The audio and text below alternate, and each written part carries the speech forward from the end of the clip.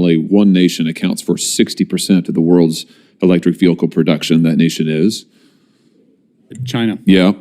One nation accounts for 76% of the world's lithium-ion battery production. That nation is? China. Yet your administration, this president's administration, the mandates that you put in place require that 2/3 of our new vehicle sales in just the next 8 years, 2/3 of them, be electric vehicles.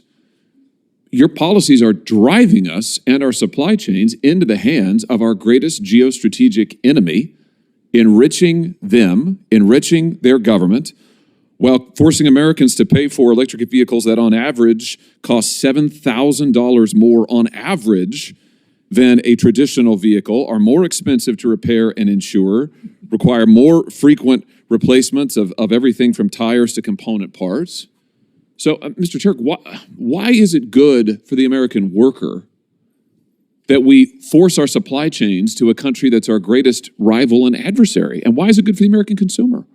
I just don't understand why we would use our tax money to pay the Chinese to make these vehicles.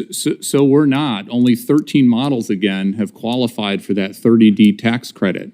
A lot of companies right now, automakers, are scrambling and they're working urgently to make sure that they don't have that. If your rule had no effect, why would you change it? Why wouldn't you just leave the text of the IRA in place? Why wouldn't you, the flat bar? All of this is implementing the legislation that's been passed. And happy again to get into the details. Certainly if... Last thing I've got, because my time's expired, I know other senators are waiting to ask questions, but this is important, just about the effect on American workers. Just looking at the news reporting on this, if Ford CEO says that EVs are going to require 40% less labor to produce than traditional cars, as production is shifting to the United States, this labor on, for instance, batteries, EV batteries, is increasingly being done in factories that are co-owned at least by foreign entities, and the wages for workers who are usually not unionized are substantially less than the wages for workers in traditional cars. Now, you mentioned my state. In Wentzville, Missouri, for example, we have almost 4,000 workers in a GM plant there. That's just one plant in just one area of my state. Believe me, I'll take all the jobs you can give me. But I don't want those 3,000 workers to lose their jobs and to have another couple hundred created in some other state in a factory co-owned by a foreign company making half the wages.